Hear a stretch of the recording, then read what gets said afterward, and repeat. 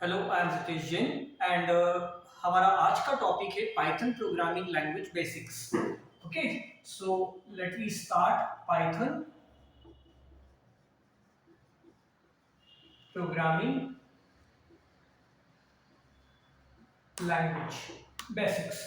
Okay, तो सबसे पहले हम बात करते हैं पाइथन प्रोग्रामिंग लैंग्वेज इन तीन वर्ड्स के बारे में ही। सबसे पहले आता है लैंग्वेज। लैंग्वेज का मतलब क्या होता है? तो सिंपल वे में हम बोलते हैं कि लैंग्वेज मीन्स होती है भाषा। और भाषा क्यों यूज होती है? तो भाषा यूज होती है फॉर कम्युनिकेशन, है ना। कि जब हम एक दूसरे से क्या करना चाहते हैं, बातचीत करना चाहते हैं, तो उसके लिए हम इसका यूज करते हैं, भाषा का यूज करते हैं। तो इन सिमिलर वे जब हम लोग बात करना चाहते हैं कंप्यूटर से, यानी कि हम चाहते हैं कि कंप्यूटर को हम कुछ इंस्ट्रक्शंस दें और कंप्यूटर उन इंस्ट्रक्शंस को फॉलो करते हुए हमारे किसी एक गोल को अचीव करें, तो उसके लिए हम यूज करते हैं कंप्यूटर प्रोग्रामिंग लैंग्वेजेस का। Okay, and Python is the one programming language. अब हमारा दूसरा वर्ड है प्रोग्रामिंग। देखिए, प्रोग्रामिंग वर्ड निकला है वर्ड प्रोग्राम से। प्रोग्राम का मतलब क्या होता है कि जब भी हम किसी एक पर्टिकुलर गोल को अचीव करने के लिए स्टेप बाय स्टेप कोई काम करते हैं, तो उसे हम लोग कहते हैं कि वो एक प्रोग्राम है। बट ऐसा तो नहीं है कि हम किसी काम को, कोई काम हमें मिला, कोई गोल हमें मिला और हम उस पर काम करना शुरू कर देते हैं। ओके, उसके पहले हम थोड़ी सी क्या करते हैं, प्लानिंग करते हैं, सोचते हैं कि यार भाई इसमें क्या इनपुट्स लिए जाएंगे, क्या प्रोसेसेस होंगी, क्या हमें आउटपुट्स मिलेंगे। वो हम एक पूरा प्लान क्रिएट करते हैं। That plan is called programming. तो वो प्लान क्या कहलाता है? प्रोग्रामिंग कहलाती है। ओके, तो जब हम प्रोग्रामिंग करते हैं तो आफ्टर प्रोग्रामिंग जब हम उसे इंस्ट्रक्शंस के फॉर्म में किसको देते हैं? कंप्यूटर को देते हैं, यानी कि एक लैंग्वेज के थ्रू कंप्यूटर को देते हैं, तो कंप्यूटर उस पर्टिकुलर इंस्ट्रक्शन सेट पर वर्क करते हुए हमारे एक गोल को क्या करता है? अचीव करता है। या इन शॉर्ट हम ये भी कह सकते हैं कि एक प्रोग्रामिंग लैंग्वेज का लाइक पाइथन हम लोग यूज करते हैं टू डेवलप प्रोग्राम्स और सॉफ्टवेयर। ओके, चलिए अब हम आगे बढ़ते हैं। जब हम प्रोग्रामिंग लैंग्वेजेस में जाते हैं तो हम सबसे पहले बात करते हैं टोकन्स की। What are tokens? टोकन्स क्या होते हैं? तो टोकन्स हमारे प्रोग्रामिंग लैंग्वेजेस की वो सबसे छोटी यूनिट है जिसका उपयोग करके हम लोग प्रोग्राम क्रिएट करते हैं, राइट। इसके बिना हम लोग किसी भी प्रोग्रामिंग लैंग्वेज में प्रोग्राम क्रिएट नहीं कर सकते हैं। अब वो टोकन्स कौन कौन से हैं? तो वो टोकन्स 5 टोकन्स आप लोग के लिए हैं। सबसे पहला है identifier. The number 1 is identifier, number 2 is keyword, number 3 is operator, number 4 is separator, also called punctuators, okay, and number 5 is constant. ये हमारे 5 प्रोग्रामिंग टोकन्स हैं, राइट। इन 5 प्रोग्रामिंग टोकन्स की हेल्प से ही हम किसी भी लैंग्वेज में इंक्लूडिंग पाइथन हम क्या कर पाते हैं? प्रोग्रामिंग लिख पाते हैं, राइट। सबसे पहले हम बात करते हैं आइडेंटिफायर की। What is identifier? आइडेंटिफायर क्या होता है? तो हम ऐसा कह सकते हैं कि identifier is just a simple name through which we recognise some programming elements like a variable, function, class, module, etc. is called identifier। और मैं इसको बहुत सिंपल वर्ड्स में आपको लिख के देता हूं, a name। यानी कि आपको बहुत ज्यादा कुछ याद रखने की जरूरत नहीं है। आप इतना सा याद रख लीजिए, एक नाम जिसके थ्रू हम प्रोग्रामिंग में मौजूद प्रोग्रामिंग एलिमेंट्स को, जैसे कि वेरिएबल हुआ, फंक्शन हुआ, कोई भी क्लास हुई, उसको रिकॉग्नाइज करते हैं। वो क्या कहलाता है? आइडेंटिफायर कहलाता है, राइट। अब ये जो आइडेंटिफायर है ना, इसको देने के 3 बहुत सिंपल से रूल्स हैं। ओके, जब तक हम रूल्स को फॉलो नहीं करते तब तक हम एक सही आइडेंटिफायर चूज नहीं कर पाते हैं, राइट। मतलब आइडेंटिफायर अगर आपको देना है तो आपको ये 3 नियम, ये 3 रूल्स फॉलो करना बहुत आवश्यक है। ओके, और वो 3 रूल्स क्या है? तो the first rule is your identifier must start with alphabet. Means आपका जो आइडेंटिफायर है उसका जो फर्स्ट लेटर है वो अल्फाबेट ही होना चाहिए। वो कोई नंबर यानी कि डिजिट या सिंबल नहीं हो सकता, right. This one is the first rule.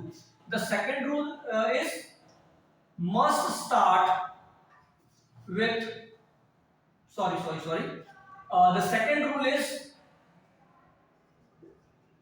white space not allowed, यानी कि आपका जो आइडेंटिफायर है वो एक वर्ड में कंप्लीट हो जाना चाहिए। वो मोर देन वन वर्ड में कोई भी कंप्यूटर लैंग्वेज, कोई भी programming language more than one words में आइडेंटिफायर अलाउड नहीं करती है। दैट मींस कि अगर आपने एक आइडेंटिफायर दिया birth date, so this will not consider as a correct identifier because इसमें क्या आ रहा है, स्पेस आ रहा है, ये दो वर्ड्स में है ना। लेकिन अगर आपने दिया birth date, okay, this one is the correct identifier. That means एक वर्ड में होना चाहिए, white space not allowed. The third rule is @ hash tilde exclamation etcetera, ऐसे जितने भी सिंबल्स हैं आर नॉट अलाउड। ओनली एक सिंबल है अंडरस्कोर, राइट, ये अलाउड है, हम इसका इस्तेमाल कर सकते हैं। इसके अलावा जितने भी और सिंबल्स हैं उनका यूज हम आइडेंटिफायर में नहीं कर सकते। जैसे फॉर एग्जांपल अगर मैंने कहीं लिखा बर्थ @ डेट, तो ये एक इनवैलिड आइडेंटिफायर होगा। लेकिन अगर हमने कहा birth _date, तो ये एक करेक्ट आइडेंटिफायर होगा। Okay, so this 3 rules followed by every programming language and you must remember कि जब भी आप आइडेंटिफायर दे रहे हैं आपको ऑलवेज इन 3 रूल्स को अप्लाई करना है, ध्यान रखना है। ओके, चलिए इसके बाद हम लोग आते हैं हमारे अगले टोकन की तरफ जो कि है कीवर्ड। अब कीवर्ड्स क्या होते हैं, तो चलिए बात करते हैं। तो सिंपली अब keywords are the reserved words. Keywords क्या होते हैं, रिजर्व्ड वर्ड्स होते हैं जिनका उस पर्टिकुलर लैंग्वेज में प्री डिफाइंड मीनिंग है, पर्पस है, राइट। उसको उसी पर्टिकुलर पर्पस, उसी पर्टिकुलर मीनिंग के लिए हम लोग क्या करते हैं, यूज करते हैं। उसके अलावा हम उसको किसी और उद्देश्य के लिए यूज नहीं कर सकते हैं। इसके लिए मैं आपको एक सिंपल सा एग्जांपल देता हूं। जैसे हम लोग इंग्लिश यूज करते हैं, इंग्लिश लैंग्वेज बोलते हैं, तो हम कुछ कीवर्ड्स उसमें इस्तेमाल करते हैं। जैसे हम लोग बोलते हैं ही, शी, इट, दिस, दैट। क्या हम इनमें से किसी को भी एक्सचेंज कर सकते हैं, यानी ही की जगह शी या शी की जगह ही बोल दें, राइट, नहीं कर सकते हैं। तो इसी तरीके से हर प्रोग्रामिंग लैंग्वेज में कुछ कीवर्ड्स होते हैं जिनका उस पर्टिकुलर लैंग्वेज में एक रिजर्व्ड मीनिंग है। जैसे फॉर एग्जांपल अगर हम पाइथन में बात करें तो if, else, break, for, while, right, ये सारे क्या हैं, एक्सेट्रा क्या है, ये सारे कीवर्ड्स हैं। इनका एक स्पेसिफिक मीनिंग है, उद्देश्य है, राइट, जिसके लिए हम वहां पर उनका क्या करते हैं, यूज करते हैं। जैसे हम बात करें कि इफ का यूज हम लोग, इफ और एल्स का यूज हम लोग डिसीजन मेकिंग के लिए करते हैं। ब्रेक का यूज हम लोग जंपिंग के लिए करते हैं, that is a jumping statement. For और व्हाइल का यूज हम लोग इटरेशन यानी कि लूपिंग्स के लिए करते हैं, राइट है। तो ये अलग अलग कीवर्ड्स हैं, उनके अलग अलग क्या है, यूज है। और सबसे बड़ी बात, we can't use this keyword as a identifier। हम इन कीवर्ड्स को एज अ आइडेंटिफायर यूज नहीं कर सकते हैं, राइट। ये भी आप एक रूल मान सकते हैं किसमें, आइडेंटिफायर्स के लिए, कि we can't use keyword as a identifier। Okay, चलिए अच्छा एक चीज और, यस, वन मोर थिंग, ये जो कीवर्ड्स है ना ये केस सेंसिटिव है, यानी कि अगर हमने इफ लिखा है और इफ जो लैंग्वेज कंपाइलर है वो स्मॉल लेटर में कंसीडर करता है और अगर हम उसको कैपिटल लेटर में लिख रहे हैं तो वहां पर हमारा कंपाइलर हमें क्या दे देगा, एरर दे देगा। ये भी हमें क्या रखना है, ध्यान रखना है। चलिए ठीक है, आगे बढ़ते हैं। इसके बाद हम लोग आ जाते हैं कहां पर, ऑपरेटर्स पर। व्हाट आर ऑपरेटर्स, तो जब भी हम कोई एक्सप्रेशन, मैथमेटिकल एक्सप्रेशन लिखते हैं तो आप सब लोग जानते हैं कि मैथमेटिकल एक्सप्रेशन लिखते वक्त हम दो चीजें यूज करते हैं। First one is the operand and second one is the operator, right. जैसे आपने लिखा 2 + 3, तो 2 और 3 क्या है, ऑपरेंड्स हैं, और प्लस क्या है, ऑपरेटर है। ऑपरेटर का वर्क क्या होता है कि ऑपरेंड्स को ऑपरेट करता है और हमें एक यूनिक रिजल्ट प्रोड्यूस करके देता है। सो कलेक्टिवली हम इसको क्या कहते हैं, this is a one expression. और इंडिविजुअली अगर मैं बात करूं तो ये हुए मेरे ऑपरेंड्स और ये हुए ऑपरेटर। अब अगर हम बात करें पाइथन के ऑपरेटर्स की, तो इस वक्त मैं नॉर्मल ऑपरेटर्स के लिए आपसे बात करूंगा। सबसे पहले नंबर 1 पर आता है अरिथमेटिक ऑपरेटर। अरिथमेटिक ऑपरेटर में कौन कौन आते हैं? Plus, minus, into, divide, floor division, है ना, and exponent and the modulus. Sir plus addition के लिए, माइनस सब्सट्रैक्शन के लिए, into multiplication, this one is called the division, this one is called the floor division, that means division without fraction, है ना, and exponent जैसे हम लोग लिखते हैं 2 की पावर 4, तो अगर हम ऐसा लिख रहे हैं 2 इंटू इंटू 4 तो equal to this, right, and modulus. Sir आप और हम सब लोग भाग देते वक्त एक क्या आता है? एक तो क्वोशिएंट आता है और दूसरा आता है रिमाइंडर। सो ये ऑपरेटर जैसे सपोज मैंने कहा 17 मॉड्यूलस ऑफ 3, है ना, तो 3 5 जा 15, तो रिमाइंडर कितना बचा? 2। तो ये ऑपरेटर हमें क्या देगा? 2 देगा, राइट, यानी कि रिमाइंडर देगा। तो ये आपको ध्यान रखना है, ये सारे आपके ऑपरेटर्स हैं and this all operators are called arithmetic operators. अब अरिथमेटिक ऑपरेटर्स के बाद में जो अगले ऑपरेटर्स आ रहे हैं उनको हम लोग कहते हैं रिलेशनल ऑपरेटर। कौन से?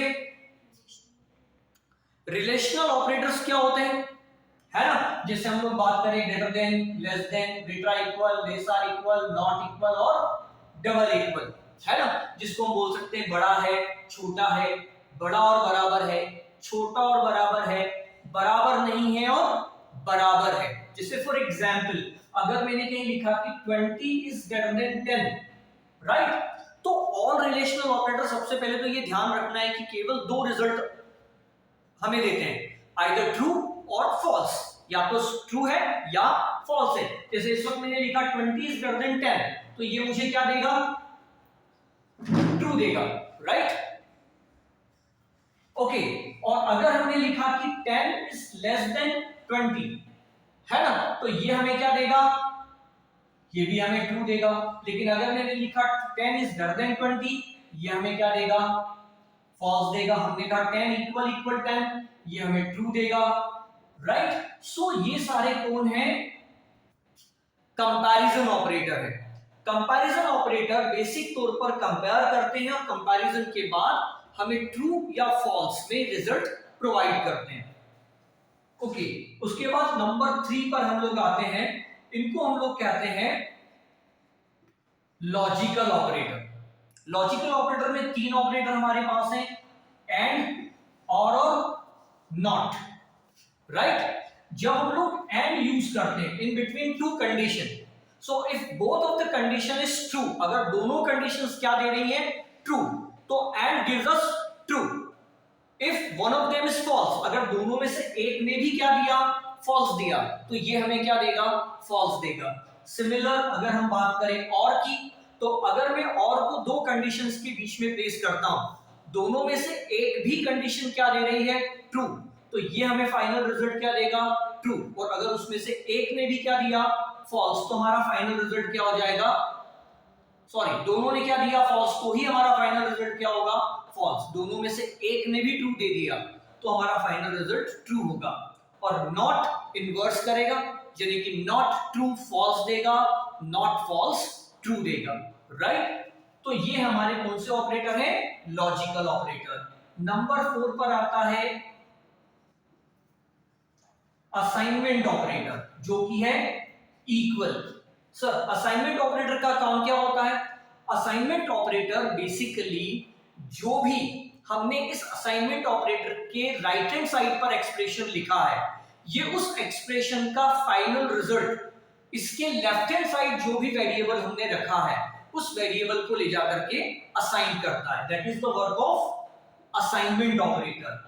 उसके बाद अगर हम बात करें नंबर 5 पर, तो ये आते हैं short hand operator. Short hand operator में कौन कौन आता है? Plus equal, minus equal, into equal, divided equal, modulus equal, exponent equal, so on. है ना। देखो कई बार क्या होता है, जैसे हम लोग लिखते हैं कि x equals to x plus 5, यानी कि जो ऑपरेंड हमारा है x नाम का जो वेरिएबल हमारा है उसमें हम 5 से इंक्रीमेंट करके आउटपुट अगेन किसको ही दे रहे हैं, x को, है ना। यानी कि असाइनमेंट ऑपरेटर के राइट साइड और लेफ्ट साइड अगर सिमिलर ऑपरेंड है तो आप उस वक्त इन शॉर्टहैंड ऑपरेटर्स को यूज कर सकते हैं, ऐसा लिख सकते हैं। So this one is called shorthand operators. तो ये आपके फ्यू ऑफ द ऑपरेटर्स हैं जो हम यूज करते हैं during the Python language. Okay, उसके बाद बात करते हैं सेपरेटर्स की। देखो सेपरेटर्स क्या होते हैं, sometimes separators are used to group something or to separate something, है ना। जैसे हम लोग कई बार कॉमा, सेमीकोलन, पैरेंथेसिस, करली ओपन करली क्लोज, स्क्वायर ब्रैकेट्स इनको यूज करते हैं। तो ये सारे जो है ये क्या कहलाते हैं, सेपरेटर्स कहलाते हैं। और जैसे जैसे हम प्रोग्रामिंग लैंग्वेज में आगे बढ़ते हैं हमें समझ में आता जाता है कि इनको हमें कहाँ यूज करना है। चलिए इसके बाद बात करते हैं कांस्टेंट्स की। कांस्टेंट्स क्या होते हैं, तो सिंपल अगर मैं हिंदी में आपसे पूछूं तो बोलते हैं इसको स्थिरांक, राइट। स्थिरांक मींस जिनकी वैल्यू फिक्स्ड होती है, जो कभी भी अपनी स्टेट चेंज नहीं करते हैं, उनको हम लोग क्या कहते हैं कि वो क्या है, कांस्टेंट है। तो अगर हम पाइथन में कांस्टेंट्स की बात करें तो सबसे पहले नंबर 1 आता है इंटीजर टाइप ऑफ कांस्टेंट, है ना।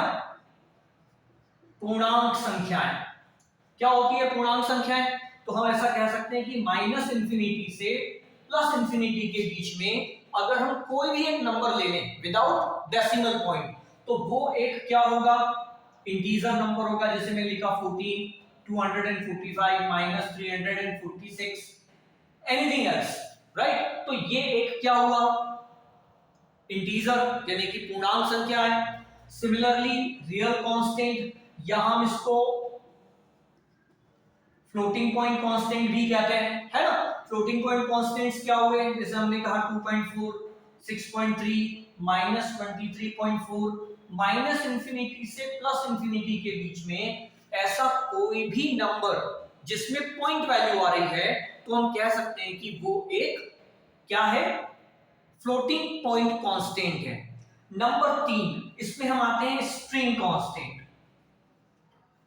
सो in Python any alphabet, digit or symbol enclosed within either single quote, double quote or a triple quote, है ना। तो वो क्या है, एक स्ट्रिंग है। जैसे मैंने यहां लिखा हेलो, यहां जैसे कि उसमें लिखा मैंने हेलो @123, राइट। ऐसे कुछ भी लिखा, any combination of alphabet, digit और symbol enclosed within single quote, double quote और ट्रिपल क्वोट, उसको हम कह सकते हैं कि वो एक स्ट्रिंग टाइप का क्या है, कांस्टेंट है ना। अब चौथे नंबर का जो कांस्टेंट आ रहा है पाइथन में वो आ रहा है बूलियन, जिसमें हम बात करते हैं केवल दो वैल्यूज वहां पर होती है, ट्रू एंड फॉल्स, है ना, true and false. Okay, so true और फॉल्स यहां पर क्या है, बूलियन टाइप की कांस्टेंट्स हैं।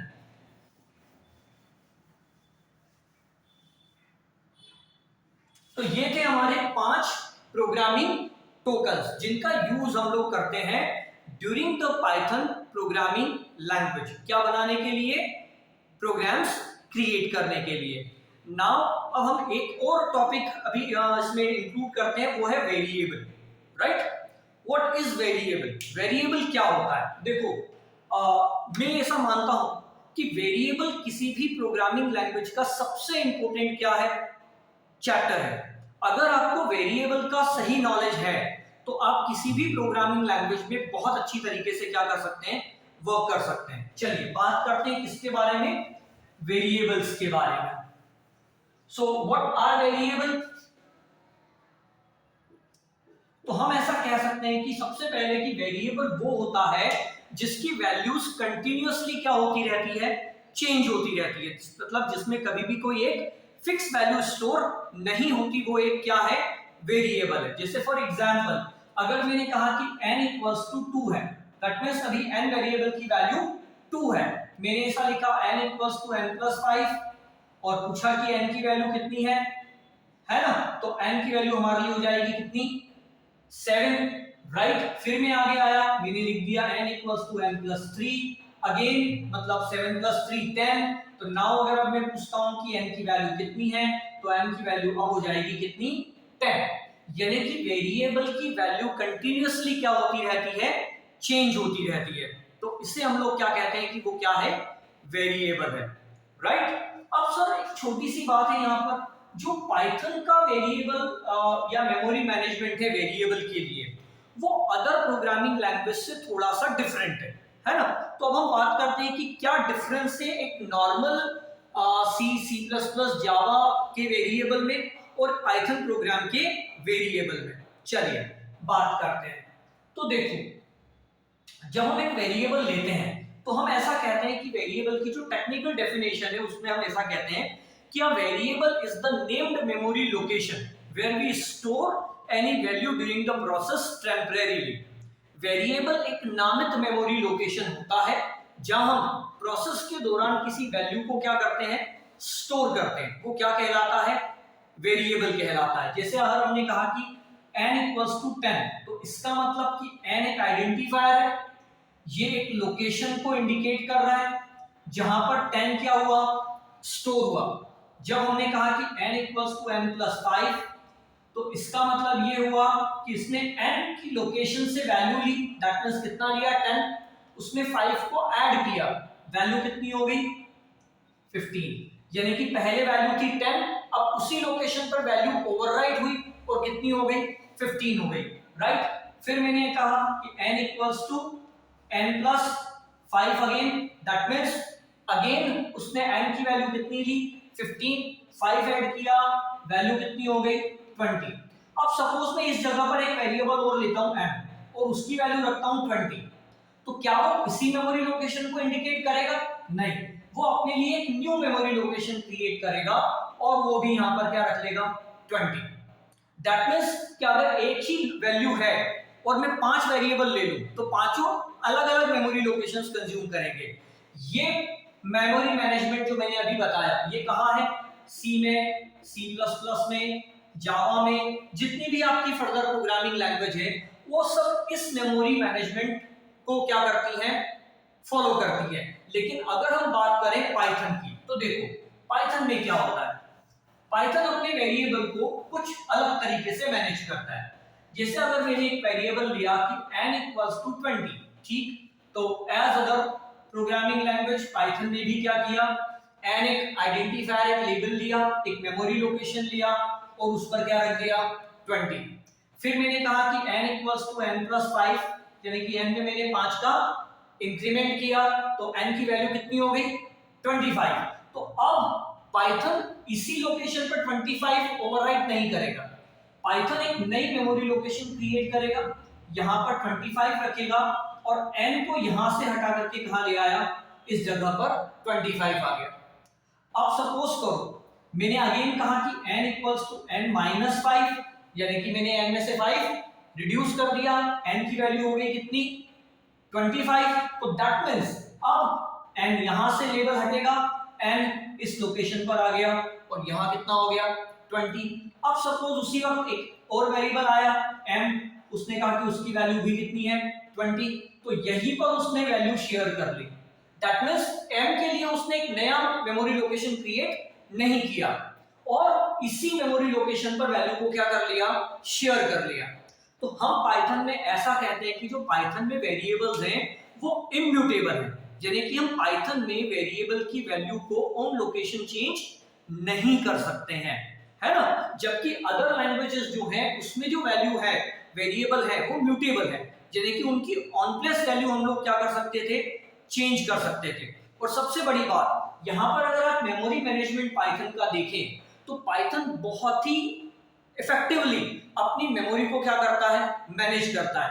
यानी कि अगर 100 वेरिएबल आ जाए और 100 ही वेरिएबल एक ही वैल्यू को अगर क्या कर रहे हैं, होल्ड कर रहे हैं, तो उसके लिए 100 अलग अलग वेरिएबल यूज नहीं होंगे, लोकेशंस यूज नहीं होंगी, वो एक ही लोकेशन पर उस वैल्यू को क्या कर लेंगे, शेयर कर लेंगे। Okay, so this is called variable.